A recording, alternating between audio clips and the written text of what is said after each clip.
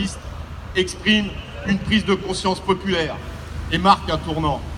Aussi à Évian, les discussions entre le gouvernement français et le FLN reprennent. Le 18 mars 1962, le cessez-le-feu est signé. Nos 9 camarades sont morts pour la paix et l'indépendance du peuple algérien.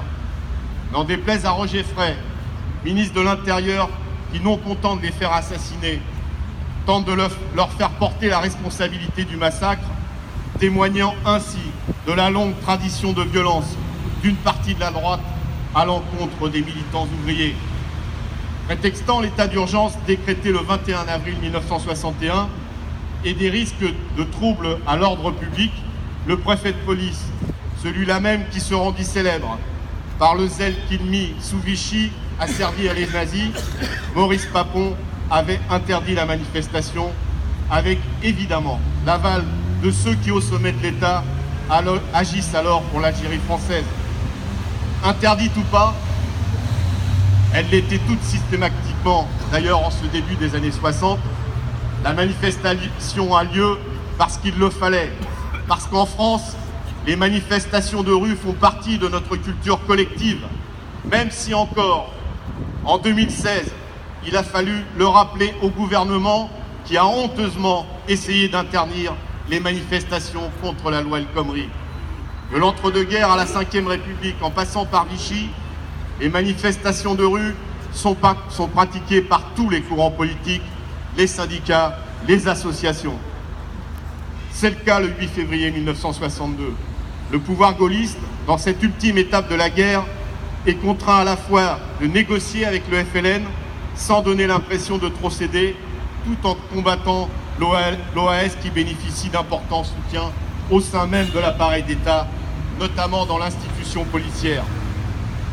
Ainsi se comprend et s'explique la puissance des violences, comme la non-condamnation des coupables de ce crime d'État. Charonne ne fut pas un accident, ni un coup de folie de Papon. Charonne fut la concrétisation d'une violence routinière, inscrite dans des actions autorisées, autant par les techniques du maintien de l'ordre que par une morale policière inavouable et peut-être pas totalement caduque encore aujourd'hui. Nous ne savons toujours pas avec précision tout ce qu'il s'est passé dans les cortèges du printemps 2016. La troisième raison de se réunir ce 8 février concerne d'abord les nouvelles générations, celles qui doivent connaître cette page de l'histoire de notre pays pour leur permettre d'y voir clair face à ceux qui continuent d'assimiler la guerre d'Algérie à une opération de maintien de l'ordre. Face aux nostalgiques de l'ordre colonial, qui, comme Robert Ménard, maire Front National, a effacé la date du 19 mars d'une rue de Béziers pour la remplacer par le nom d'un membre de la sinistre OAS. L'ignorance du passé est un lourd handicap qui contrarie la construction par le peuple algérien d'une société démocratique faisant la synthèse entre ses traditions culturelles les plus nobles et les valeurs universelles de la communauté humaine.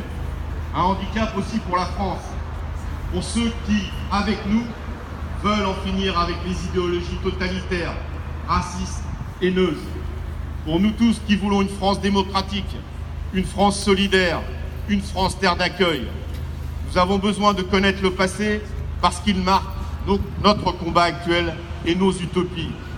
Les idées des colonialistes, celles des terroristes de l'OAS, ne sont pas totalement mortes en France, en Europe et sur la planète entière.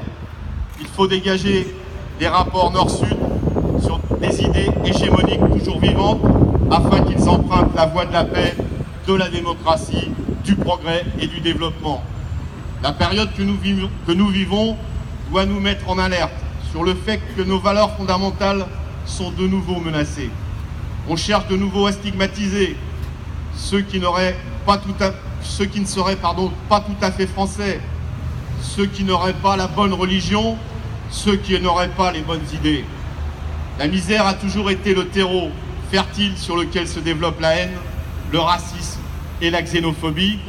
L'histoire de Charonne imprègne encore l'actuel parce qu'elle appelle au recueillement et suscite la réflexion, parce qu'à proprement parler, cette page n'est pas totalement tournée. Notre combat continue parce que le pays doit aux victimes de Charonne la vérité et la justice sur les responsabilités à l'origine de ce massacre d'État. Je vous remercie.